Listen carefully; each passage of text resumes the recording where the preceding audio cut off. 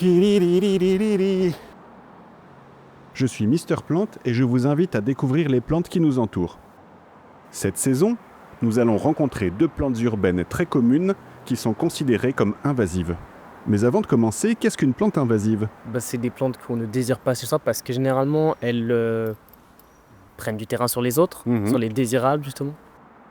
Une plante invasive est une espèce non indigène qui, lorsqu'elle est introduite dans un nouvel environnement, prolifère rapidement et cause des déséquilibres écologiques. If you had this plant close to your house, would you call the public services? Yes, of course. Yes. And then, like, for instance, if it's the only plant growing and taking all the space, then I'm thinking, what of the other plants? Ces plantes peuvent nuire à la biodiversité, à l'économie et même à la santé. Alors, nous voilà dans la rue du Delta, à Forêt. Mais que vois-je ? Un magnifique spécimen de Buddleia de David. Commençons par le Buddleia davidi. Nous avons demandé à la population de Forêt si elle connaissait l'arbre à papillons. Est-ce que vous connaissez le nom de cette plante aux fleurs roses ? Ah non, je ne peux pas vous aider. Non. La lavande, je pense. La lavande ? Je sais pas. Aucune idée ? Alors, un indice, il y a des petits insectes qui viennent butiner dessus. Les abeilles ? On l'appelle l'arbre à... Alors, attends, ça commence par quelle lettre ? C'est l'arbre au pas. Papillon ? Oui, c'est ça, bravo, gagné. Est-ce que vous savez que c'est une espèce qui est considérée comme invasive ? Non, je savais pas. Ah, c'est intéressant. Bien connu des horticulteurs, le Buddleia de David est un arbuste qui produit de belles fleurs parfumées, attirant de nombreux papillons. Malheureusement, il se propage rapidement, occupe beaucoup d'espace et peut même étouffer les plantes indigènes. Ça a été importé de Chine au 19e siècle, au départ pour décorer les jardins, parce que bien sûr c'est joli, ça pousse bien et ça fleurit tout l'été, et après ça s'est répandu partout. Ok. Ah, ok. C'est vraiment... Elle est intéressante cette plante. Espèce pionnière, il prospère sur des sols pauvres, là où peu d'autres arbres pourraient survivre. Plus c'est caillouteux et austère, plus ça lui plaît. Les friches, les bords de route, les bords de voies ferrées, les bâtiments en ruine, les fissures des murs, mais il ne vit que quelques dizaines d'années et a besoin de beaucoup de lumière. Du coup, elle est dangereuse. Il y avait une rumeur comme quoi c'était un arbre qui tue les papillons, qui les attire, qui les drogue, et après ils sont épuisés et ils ne peuvent plus se reproduire. Vous avez déjà entendu cette rumeur ? Non, jamais. Jamais. Jamais. En fait, c'était complètement une rumeur, ça n'a rien à voir, c'est une plante qui occupe de l'espace, qui n'est pas très nourrissante, mais en soi, les papillons ils ne peuvent pas se reproduire dessus, mais en soi, ça ne pose pas plus de problèmes que ça. Ok, d'accord. Ça va, c'est une plante normale, quoi. Pour décorer son jardin, il existe aujourd'hui une large sélection d'hybrides stériles du genre. Et voilà, une belle sorte de plante aussi qui pousse toutes les semaines. C'est une espèce spéciale. Alors après, les services communaux l'éradiquent et ça continue à pousser. Nous continuons notre exploration avec la renouée du Japon. Est-ce une plante connue ? Nous avons posé la question. Derrière vous, il y a une plante que vous pouvez voir très souvent, ici, le long des voies ferrées, le long du canal. Est-ce que vous connaissez le nom ? Pas tout. Absolument pas. Je sais pas. Si je vous dis que c'est une espèce envahissante, Ok, je dis oui. de la famille des Polygonacées, Ok. comme le sarrasin, Ok. comme la rhubarbe, Ok. ça commence par renouer et ça finit par du Japon, vous saurez que c'est... Je sais toujours pas. Renouée du Japon. Gagné. La renouée du Japon est une plante vivace avec un rhizome et une tige branchue pouvant atteindre jusqu'à 3 mètres de hauteur. La tige est verte avec de petites taches rouges. Les feuilles sont assez grandes, jusqu'à 12 cm de longueur. Ok. En hiver, la partie en surface meurt, puis en été, au mois d'août, la plante fleurit à nouveau en épi avec des petites fleurs blanc crème, parfois roses. Vous savez que si on ne fait rien, dans 2 ou 3 ans, ça fait un massif énorme et ça prend tout le terre-plein. Ok. Ça peut même... Mal ou c'est bien ? ça peut même un peu menacer les fondations. C'est ni mal ni bien, mais c'est une espèce qu'on classe comme envahissante. Et si on la laisse se développer, c'est extrêmement difficile à éradiquer. In Japan, people eat it. Oh, I did have an idea. Est-ce que vous aimeriez que la commune de Forêt vous informe plus sur les plantes ? Bon, vous savez, je regarde tous les jours à la télé les informations et quand il y a un documentaire, donc on est déjà quand même pas mal renseigné. D'accord. Ben, je vous remercie. Je vous souhaite un aussi. bon week-end. Merci à vous aussi, revoir, madame. mesdames. Une bonne soirée. Merci, vous aussi. Au revoir. Il s'agit de trouver un équilibre entre la gestion des plantes invasives et la préservation de notre biodiversité.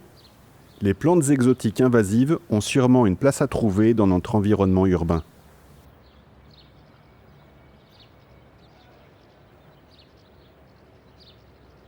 Pour plus de détails sur la lutte contre les plantes exotiques invasives, consultez les ressources suivantes.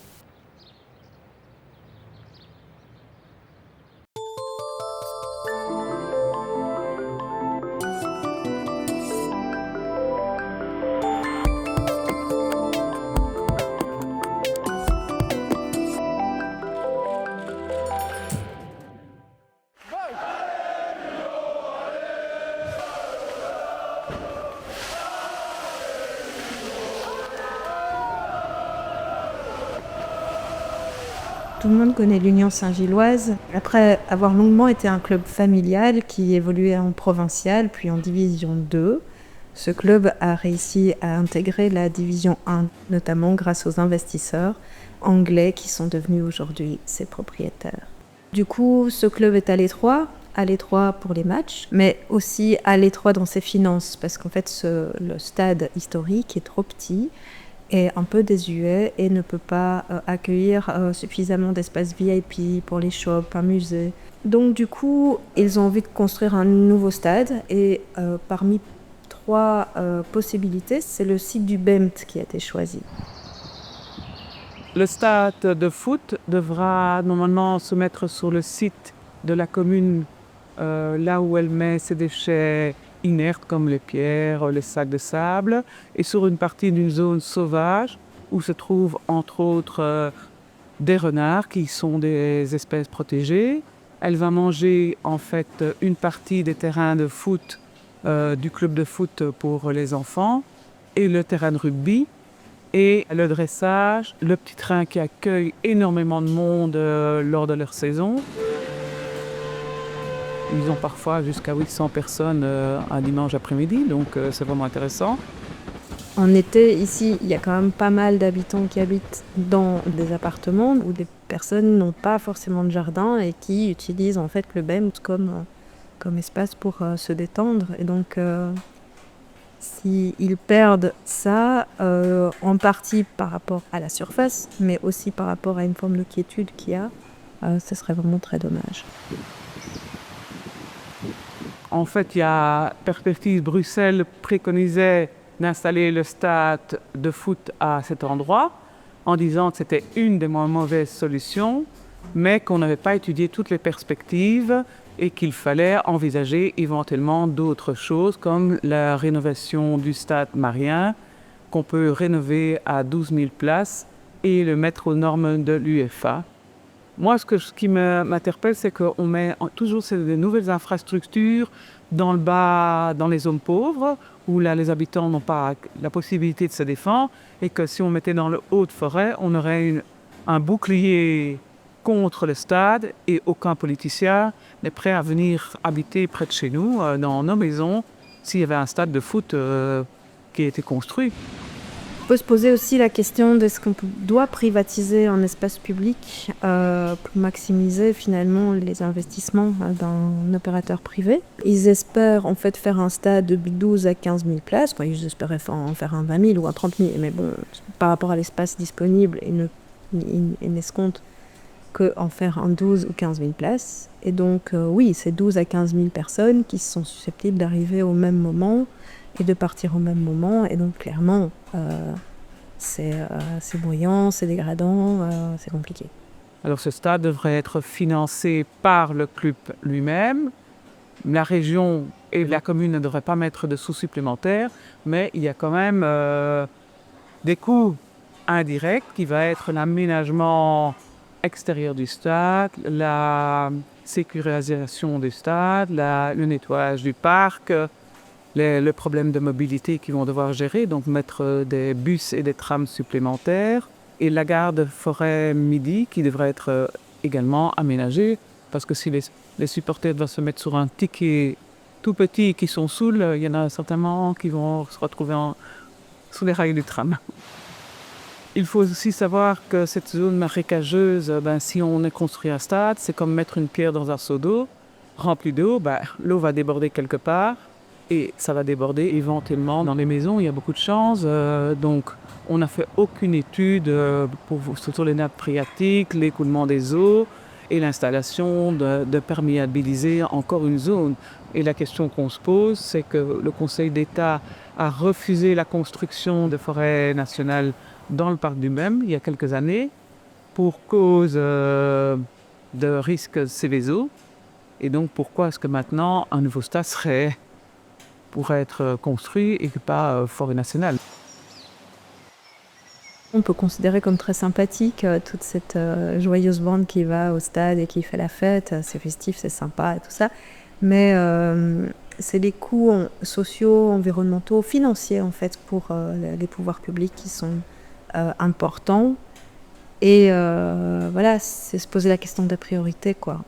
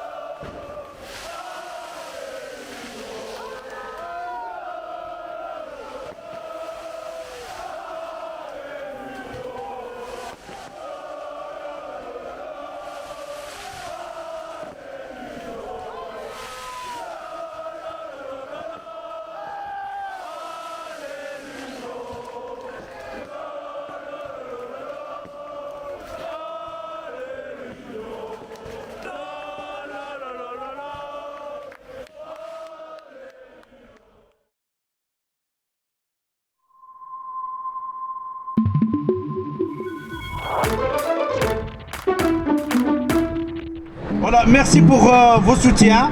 On est ici, un mouvement des sous-traitants. On est ici 24 sur 24 depuis le 25 août. Depuis le 25 août, on est là. On dort ici, on mange ici. C'est un mouvement des sous-traitants parce que pour les ouvriers de Audi, il y a un plan social pour 800 personnes, des sous-traités et, entre parenthèses, sous-traitants, hein. Donc, et intérimaires, oui Mohamed, et les intérimaires, on veut nous jeter à la rue comme des vieux torchons. On demande ce que nous revient de droit.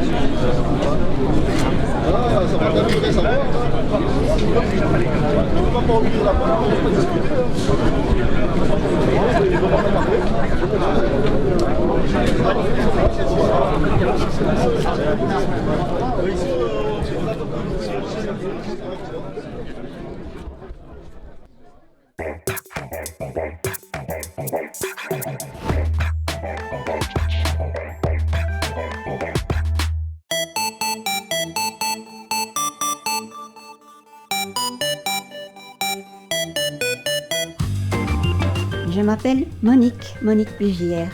J'ai été professeure de patinage artistique à Forêt Nationale.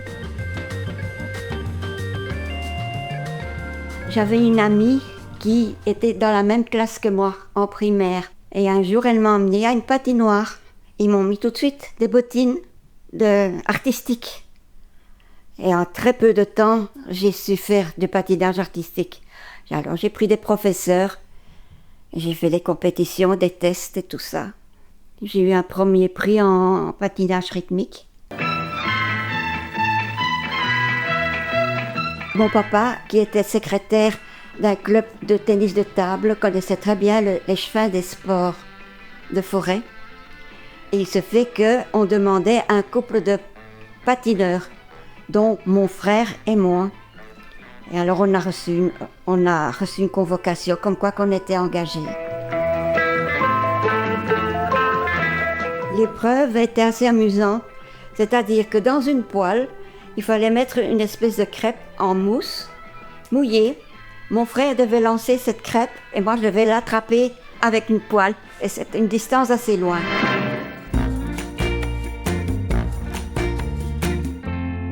Ma maman, qui était assez maligne, mine de rien, elle est allée parler à l'échevin des sports. À ce moment-là, elle a demandé, est-ce qu'on n'a pas besoin d'un professeur qui pourrait s'occuper des débutants?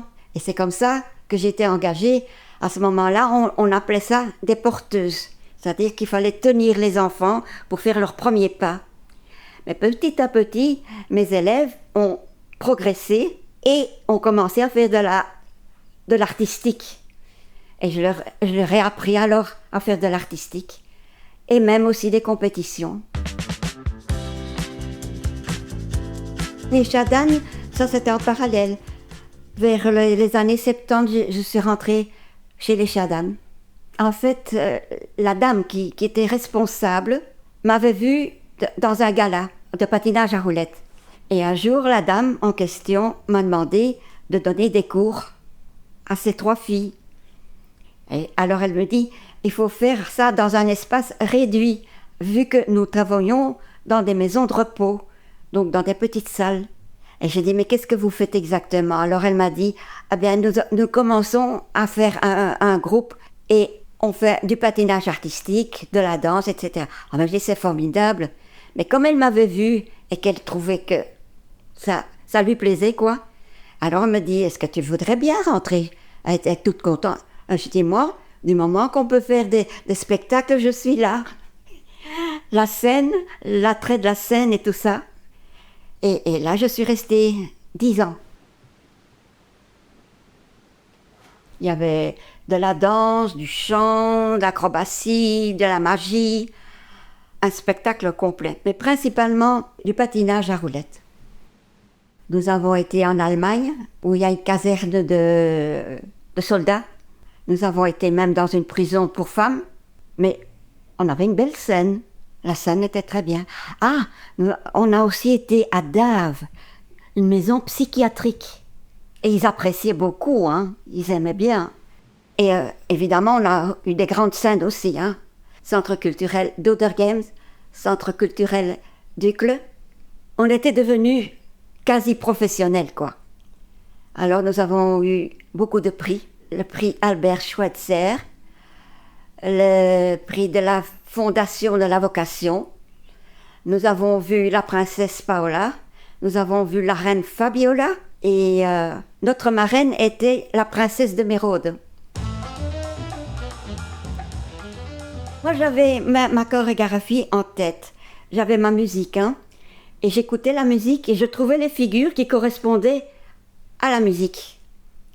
Donc j'ai fait Il était une fois dans l'Ouest, j'ai fait La mort du cygne, Ça, c'était amusant parce que quand les personnes du troisième âge, quand on leur annonçait, et maintenant, et voici Monique dans la mort du cygne. Et les petits vieux, parce qu'ils connaissaient, c'est très connu, c'est un grand classique, hein.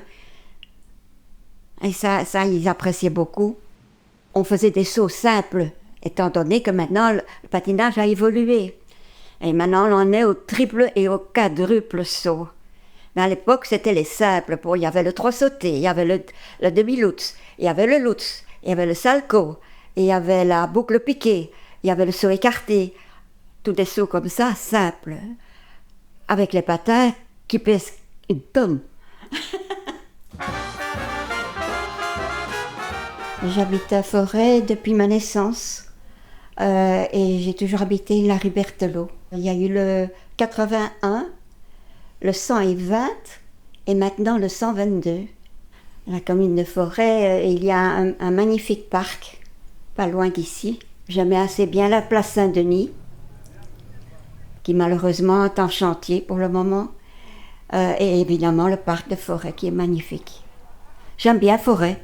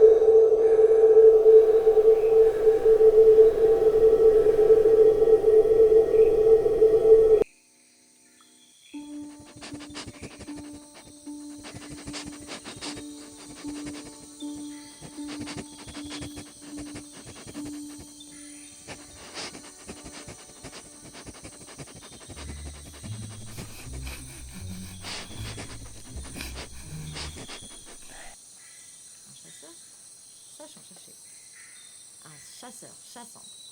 Un chasseur, sachant chasser son chien est un bon chasseur. Un chasseur, sachant chasser. Un chasseur, chassant. Un chasseur, sachant chasser son chien est un bon chasseur. Un chasseur, sachant chasser son chien est un bon chasseur.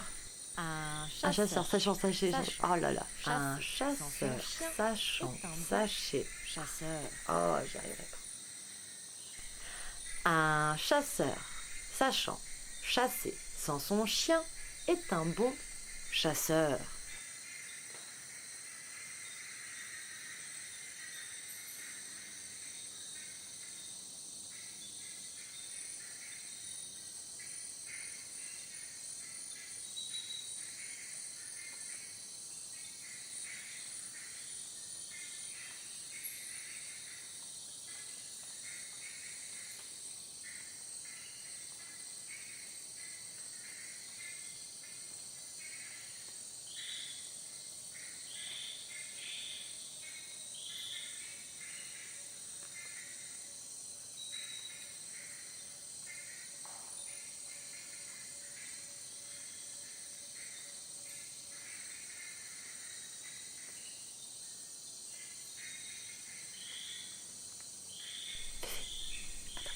Facile à dire tout bas. Féfé. Attends. Féfé de Broadway. Broadway. Sorry. Féfé de Broadway. Pas facile à dire tout bas. Féfé. Féfé de Broadway.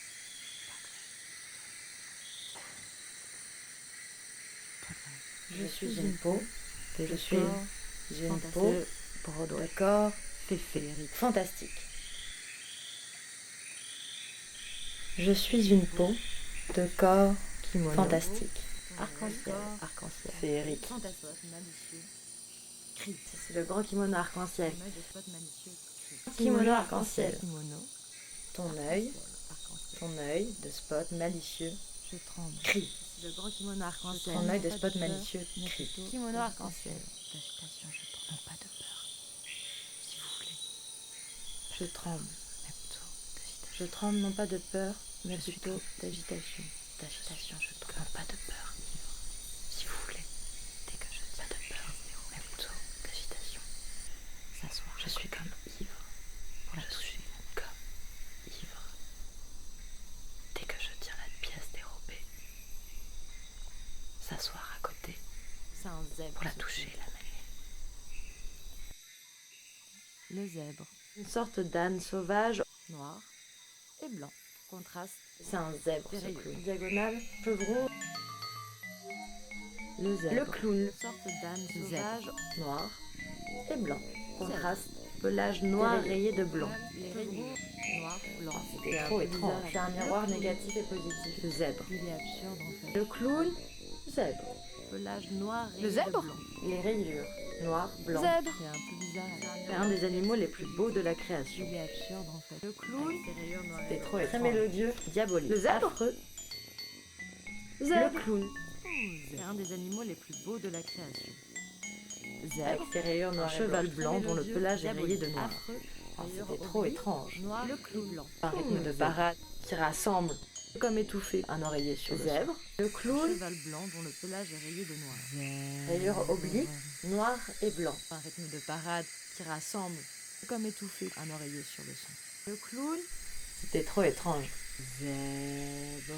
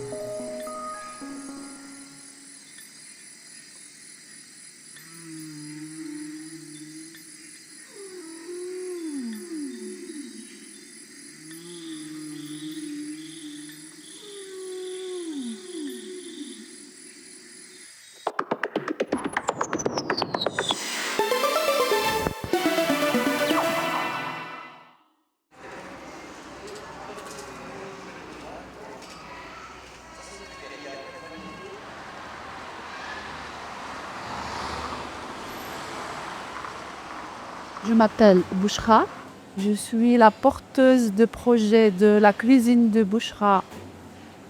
Et maintenant, c'est la cuisine de la voisinerie. On fait chaque vendredi petit déjeuner de 10h à 12h30. On a des voisins, des habitants, des femmes du quartier qui passent chaque vendredi. En fait, c'était le but du projet de début de sortir les femmes isolées de leur maison et les ramener ici pour faire la connaissance, rencontre, sortir de 4 murs. Et on fait un vie social dans le quartier et papoter, rigoler, chanter, je sais pas, manger ensemble. J'avais cette idée de faire un truc pour le quartier. Parce que quand j'ai déménagé ici, ça fait 3 ans. J'ai déménagé ici, je connaissais personne et j'étais toute seule à la maison. C'était un quartier très très calme. Il n'y a rien, donc je dirais il n'y a rien pour les adultes. Je vois qu'il y a des activités pour des enfants. Mais nous, nous les femmes, on n'a rien. J'étais allée au magasin gaspiller de l'argent.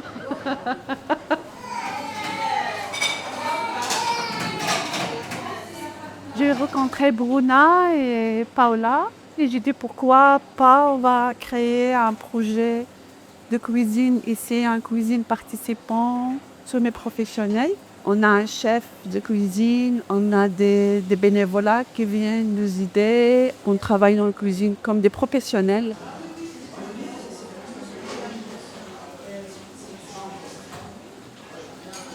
Bonjour. Bonjour. On fait le mardi resto et on a le vendredi le petit déjeuner, mais c'est 100% pour les femmes fermées. C'est fermé, mais le mardi c'est ouvert au tout le monde. On a lancé 1 jour par semaine. Après, on va voir si ça marche, on peut faire encore un 2e jour dans la semaine.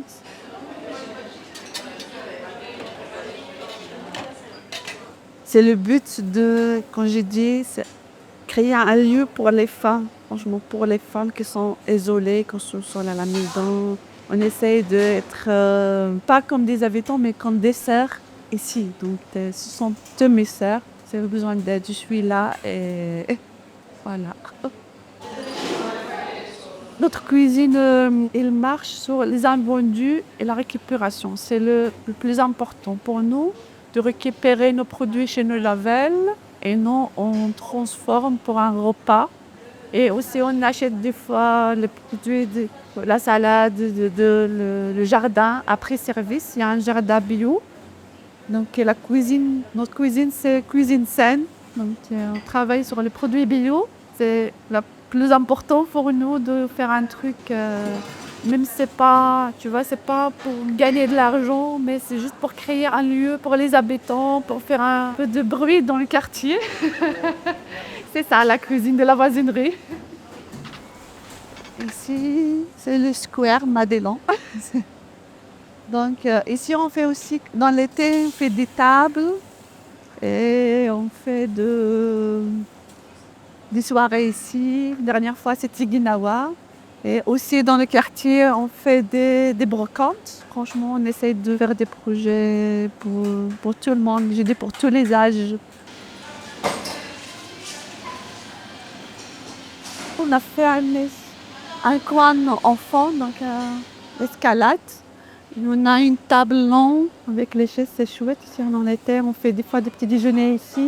Et aussi, on a un potager. Donc, on a du basilic, des raisins, des tomates. Des fois, on utilise des ingrédients d'ici pour notre cuisine. Merci. Très bon. C'est délicieux, ouais. Merci. De rien. Au revoir, à la prochaine. Quand je vois le résultat, je dis que je n'ai pas travaillé pour rien. En fait, j'ai un truc magnifique. Franchement, j'aimerais tous les âges qui viennent chez nous. Donc, j'ai invité tout le monde pour venir chez nous. N'importe quelle nationalité, n'importe quel âge, n'importe quelle personne. On est ouvert pour tout le monde. 100% pour tout le monde. Voilà.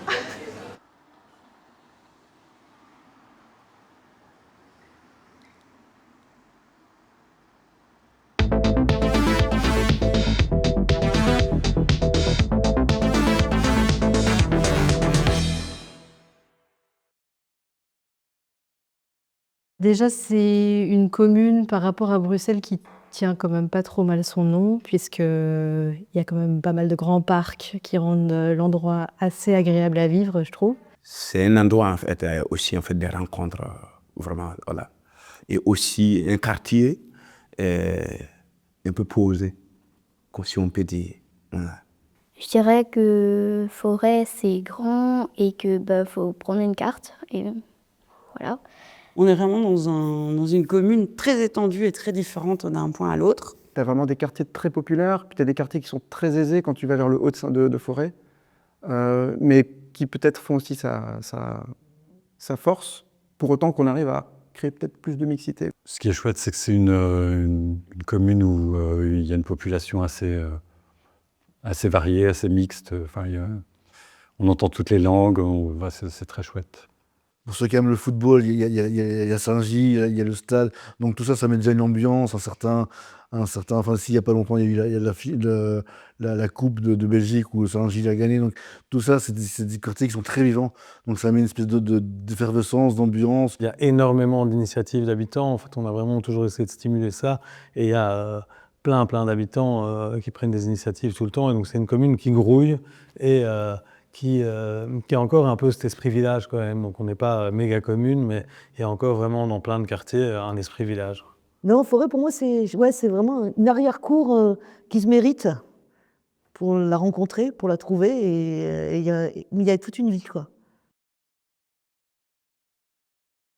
Mon endroit préféré à Forêt, je pense que c'est dans le centre culturel.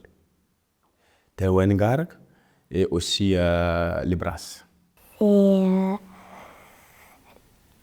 Et ma chambre. Le parc déjà, d'office. Que ce soit le parc du Den, le parc de Forêt, le parc de l'Abbaye, ce sont de très jolis parcs qui sont bien entretenus, qui sont propres. Dans le parc même du Bemt, c'est un petit endroit où il y a le train, un mini-train là. Heb je de Jupiterlaan, heb je een panorama waar je een heel goed zicht hebt op Brussel, op de Zennevallei. J'adore ma rue, la rue des Alliés, qui est très sympa, avec plein de bars, plein d'activités, plein de vie. La rue Boulevard Kim van Allen, parce qu'il y a des petites maisons et il y a des petits jardins, je trouve ça assez mignon. Non, pas spécialement, je me sens généralement assez à l'aise. On n'y pas. Non, pas spécialement, non. Le parc la nuit, mais spécifiquement la nuit, enfin c'est pas que je l'aime moins, c'est que je le traverse tout simplement pas. Voilà.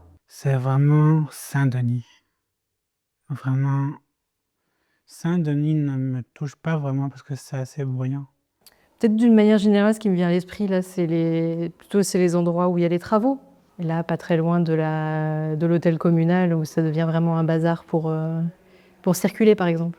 C'est agressif, donc les marteaux-piques, les gens qui se retrouvent étranglés dans des goulets parce que voilà, ils savent plus passer sur la place. Donc ces moments-là, les travaux sont très pénibles.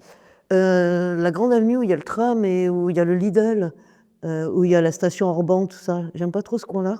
C'est vrai que la partie quand tu restes sur le bas de Forêt, que tu te rapproches de la gare du Midi, c'est beaucoup plus gris, c'est plus bétonné, il n'y a pas ce côté végétal qui est si sympa dans le reste de Forêt.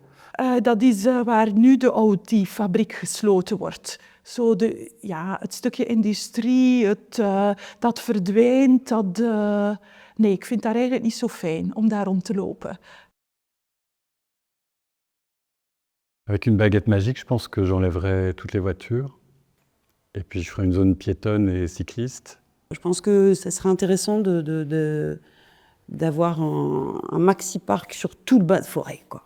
Comme ça, le haut de Forêt serait obligé de venir voir le bas de Forêt. J'aimerais bien qu'il y ait genre qu'il y ait des chemins genre reliés en toboggan avec des petits ponts de singe, des trucs comme ça au-dessus, en l'air, quoi.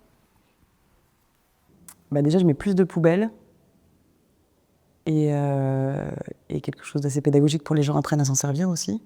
Déjà, tous les sans-papiers, tous les bâtiments vides, réquisition générale. Veel meer sociale woningen, betaalbare woningen voor de inwoners die er nu al zijn en ook voor de nieuwe generaties die eraan komen. Peut-être transformer tous ces anciens lieux industriels en quelque chose de plus sympa, de plus intéressant, les faire revivre. J'imagine que ça demande beaucoup d'argent et la commune n'a pas beaucoup d'argent. Et avec une baguette magique, on pourrait faire des choses assez fantastiques avec tous ces très grands lieux qui sont totalement abandonnés et qui font partie du patrimoine de la commune aussi. Et puis, on peut rêver sans pauvreté et sans SDF, quoi. Déjà, depuis que je suis bébé, ça n'a pas trop changé. Ça fait 11 ans et Forêt, elle ne change pas beaucoup. Alors, dans 5 ans, tout sera plus cher. J'imaginerais encore plus mixé culturellement, Je l'imaginerais avec des travaux finis, ce serait génial. Mon côté pessimiste ou mon côté optimiste? Je pense que dans 5 ans, ça n'aura pas tant bougé que ça. Malheureusement, dans 5 ans, je crois que je vois pas trop les problèmes des quartiers populaires résolus, vu la législature qui est en cours. Mais en même temps, dans 5 ans, je vois toujours des personnes aussi qui sont capables de se mobiliser, qui sont capables de faire plein de choses pour leur quartier. En plus, c'est un quartier qui est fait avec beaucoup de... Enfin, il y a beaucoup de solidarité quoi, entre les habitants.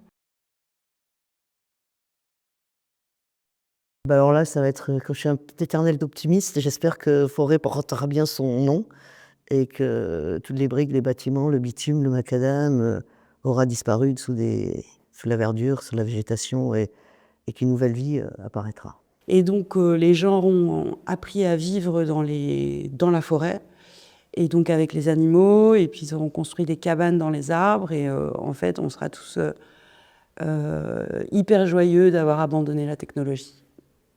J'aimerais l'imaginer avec le parc propre et avec des enfants qui jouent dedans et tout ça. Mais je pense que les arbres vont prendre cher. Pour moi, il y aura beaucoup moins de parcs, de verdure, d'animaux même, et beaucoup plus de voitures et de maisons. C'est des immenses buildings qui disparaissent en haut comme ça. Et il n'y a plus de parc. En fait, il faut voir s'il y a, en étant très concret, il faut voir s'il y a un peu plus d'argent à Forêt pour faire des choses. Et puis, sait-on jamais si dans 50 ans, il y a plus d'argent, peut-être qu'il y aura plus de choses, je ne sais pas. Goh, ik denk dat we heel blij gaan zijn dat we hier in Vorst wonen, want het wordt altijd maar warmer en warmer. En als er een van de plekken in Brussel is waar er heel veel groen is, dan is het wel in Vorst, met al onze mooie parken. Hoewel ik denk dat de kans zeer klein is dat ik dan nog hier met mijn stok als 100-jarige of iets ouder zelfs zal rondlopen. Maar je weet nooit, hè.